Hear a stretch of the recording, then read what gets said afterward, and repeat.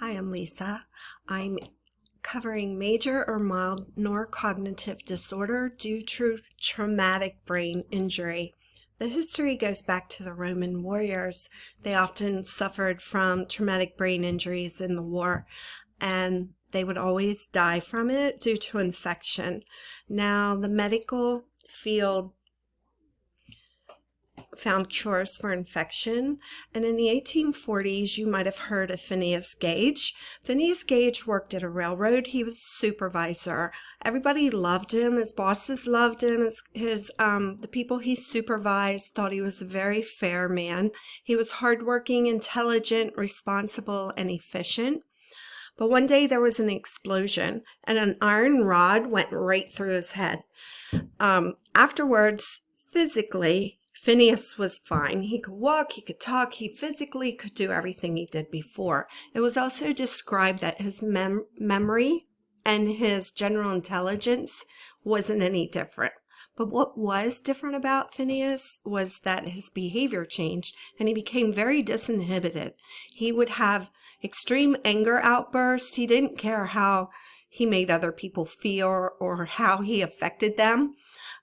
He would become very impatient and he would cuss people out. It was always his way or no way. He wasn't tolerating it any other way, just his way. He would come up with plans on how to do things, but he would never ever follow through. He was also described as being always disheveled, like he never took care of himself. So the definition of traumatic brain injury, it's also known as TBI, is an intracranial injury that occurs when an external force injures the brain. The common causes today include still military injuries. Many military careers are ended due to TBI. We also have a lot of car accidents where it occurs. As with Phineas, there's work accidents, there's sports-related injuries, falls, and assaults.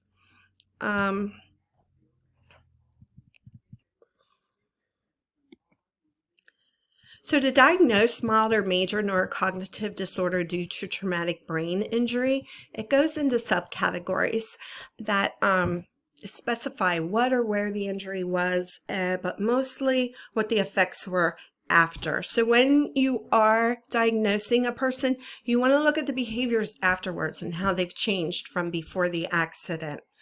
The symptoms you would look at include behaviors, emotions, physical, psychosocial changes, some difficulties with motor impairment.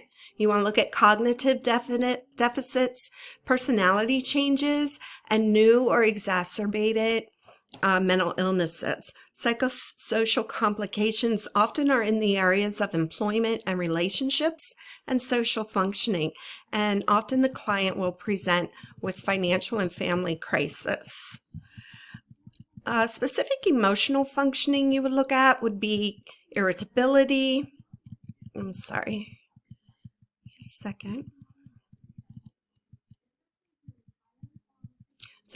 You want to look at someone who might all of a sudden have irritability. They're easily frustrated. They're tense, anxious. They might have a flat affect. Some personality changes include disinhibition, apathy, suspicion. They might have verbal or physical aggression that they didn't have before. Physical issues include headaches, fatigue, sleep disorders, vertigo, dizziness, tinnitus, being sensitive to the light, loss of smell, reduced tolerance to psychotropic medications.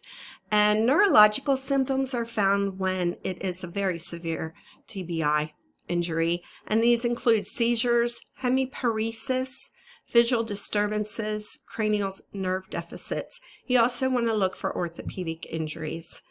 PTSD obviously will often co-occur with this diagnosis, just to the nature of the injury. And the symptoms often overlap. But again, I want to reiterate, there must be a brain injury to have this diagnosis. You also want to assess for substance use disorder because the substance use can contribute or compound the neurocognitive changes associated with TBI. Other factors that can make it impossible to categorize while assessing while assessing the client, factors that will make it impossible to categorize in a specific group will include premorbid psychiatric history, the nature, extent, and location of the injury, and psychosocial history.